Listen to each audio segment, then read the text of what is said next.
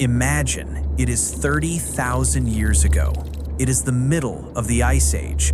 And to be perfectly honest, your life is an absolute nightmare. The wind outside your cave is howling at a sub-zero temperature. Your entire wardrobe consists of a poorly cured deer pelt that smells vaguely of rot and regret. And you are completely starving. Your family is starving too. And to make things worse, there is no heating, no internet, no smartphones, and absolutely nothing to do except stare at a dying fire and pray that a cave bear does not decide to wander in and turn everyone into a midnight snack. Suddenly, you look toward the dark entrance of your cave and your heart drops. Two glowing yellow eyes are staring straight at you from the shadows. It is a wolf, a massive 100-pound killing machine with jaws designed to crush a mammoth bone like a twig. Now, if you believe Hollywood movies, this is the magical moment where you lock eyes with the wild beast, feel a profound spiritual connection, and suddenly you are best friends. But this is the prehistoric era, and back then, humans were not poets, they were pragmatists. Your first thought is definitely not, "Oh, look, a cute puppy."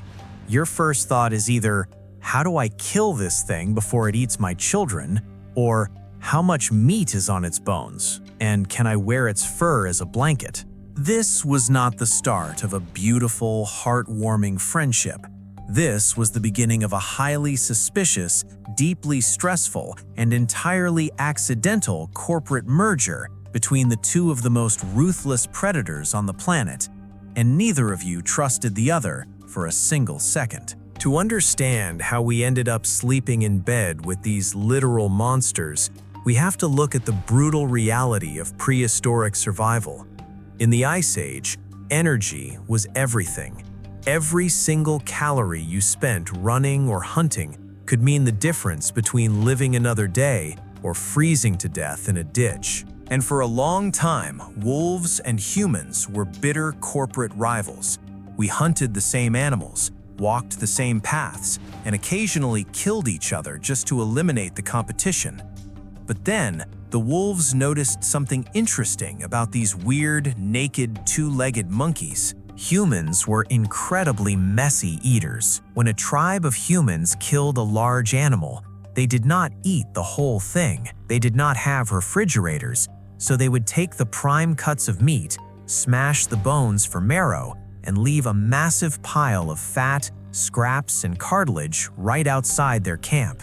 To a wild wolf, a human campsite was not a threat, it was a golden buffet.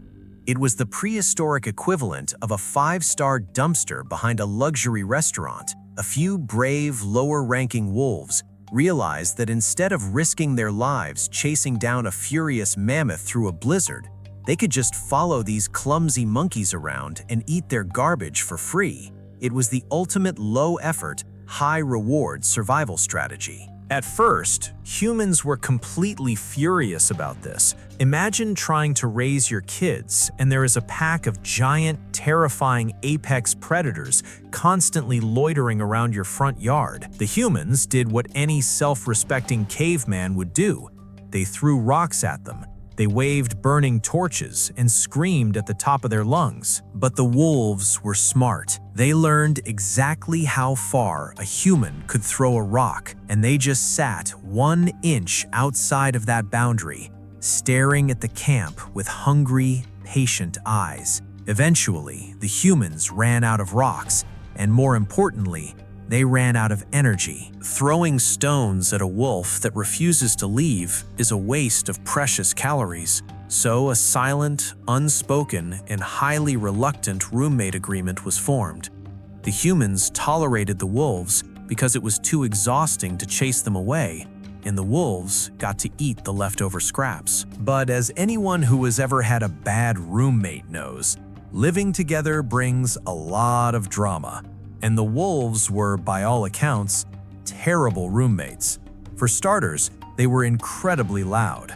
They howled at the moon, they howled at the wind, and they howled just because they were bored. Imagine trying to get some sleep after a brutal 12-hour hike through the snow, and this furry idiot is screaming at a rock outside your cave entrance. The tribal elders were constantly complaining, demanding that someone go out there and turn that annoying animal into a rug. But then came the night that changed everything. The fire in the cave had died down to a few glowing embers, and the entire tribe was fast asleep, completely oblivious to the world. Out in the brush, a saber-toothed cat was moving. It was a stealthy, silent, lethal predator, and it was tracking the scent of the human children inside the cave. The humans had absolutely no idea it was coming. But the wolf outside knew. Its ears twitched, and its incredible sense of smell picked up the danger long before the cat could even see the cave. Now, the wolf did not care about the humans out of the goodness of its heart. It cared about its food supply. If the humans died, the free buffet closed forever. So the wolf did what it did best. It lost its absolute mind. It started barking, growling, and snapping its jaws, creating a chaotic wall of sound that echoed through the entire valley. The noise woke the humans instantly. They jumped up, grabbed their spears and torches, and managed to scare the giant cat away just in time. The next morning, the tribe leader looked out of the cave at the wolf, who was sitting there looking smug and waiting for breakfast. The leader sighed, cut off a prime piece of meat, and threw it directly to the animal. The wolf had just secured its first official job. It was no longer just a trash-eating parasite. It was now the world's first, highly effective, and incredibly loud home security system. By the way, if you are enjoying this story of how a terrifying predator manipulated humanity into giving it free food, you should probably hit that subscribe button right now. The YouTube algorithm is a lot like a hungry prehistoric wolf. If we do not feed it with likes and comments, it gets angry and abandons the channel. So go ahead and subscribe and let us get back to our ancient business partners. Once the security contract was established, the relationship between humans and wolves entered a whole new phase. We started doing business together. Hunting in the Ice Age was a statistical nightmare. Humans are slow, we cannot run down a deer, our eyesight in the dark is pathetic, and our sense of smell is practically non-existent. What we did have were massive brains and ranged weapons like spears. Wolves, on the other hand, were lightning fast, had tactical pack instincts, and could smell a drop of blood from 5 miles away. But they had a major flaw. They had to kill their prey using only their teeth, which meant they frequently got kicked, trampled, or gored to death by desperate animals. It did not take long for both sides to realize that if they combined their skills, they would become an absolute evolutionary cheat code. Picture a typical hunt. The wolves would use their noses to track a herd of giant deer through a blinding snowstorm. Once they found them, they would use their speed to run the deer in circles, exhausting them and driving them straight into a narrow canyon where they knew the humans were waiting. The humans, sitting safely on the cliffs, would rain down heavy spears, killing the target instantly without taking a single scratch. After the kill, the humans would take the best meat, and the wolves would get the rest of the carcass. It was a perfect, highly lucrative corporate synergy. Together, humans and wolves became the most terrifying tactical unit on the face of the Earth. We did not just survive the Ice Age, we absolutely dominated it, driving every other competing predator into extinction. But up until this point, the relationship was still entirely transactional. It was a cold, hard business model based on mutual benefit. If a wolf got too old to hunt, the humans would stop feeding it. If a human showed weakness, a wolf might still consider them a snack. There was no affection, no love, and certainly no belly rubs, until biology suffered a massive, beautiful glitch. Human beings have an evolutionary trait that is both our greatest strength and our strangest weakness. And that trait is empathy. We are hardwired to care for things, even things that do not belong to our species. One winter, a particularly brutal hunt went completely wrong. A massive bison turned on the hunting party, and one of the regular wolves that always ran with the tribe took a direct hit to the chest. Its ribs were shattered, and it lay panting in the crimson snow, unable to stand. In the harsh, unforgiving logic of the wild, a broken predator is a dead predator. The other wild wolves would have immediately abandoned it to save themselves. The human tribe should have left it behind too.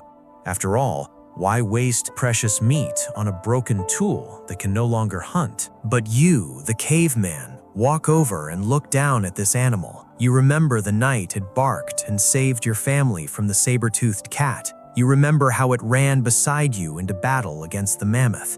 You look into those wild yellow eyes, and instead of seeing an economic asset, your brain glitches. You do something completely illogical, completely insane for the Ice Age. You kneel down in the snow, rip off a piece of your own scarce rations, and place it gently in front of the wolf's blood-stained muzzle. The wolf looks at the meat, then looks at you. It is terrified, but it is too weak to fight. It eats the meat. You do not leave. You build a small fire next to the injured animal, and you sit there through the freezing night, keeping watch.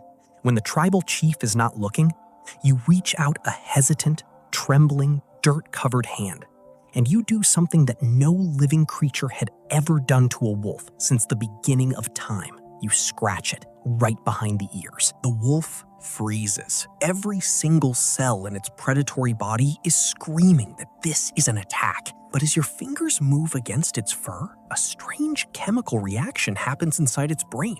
Oxytocin, the hormone of love and bonding, floods the wolf's system. The tension leaves its muscles. It lets out a long, heavy breath, relaxes its head against your knee, and closes its eyes. This exact moment in a frozen, nameless valley 30,000 years ago is the moment the wolf died and the dog was born. It was the moment a weapon became a companion. It did not happen because of a magical spell or a divine plan. It happened because a ruthless, cold-blooded killer and a desperate, starving caveman decided to sign a terrible roommate agreement and accidentally stumbled into love.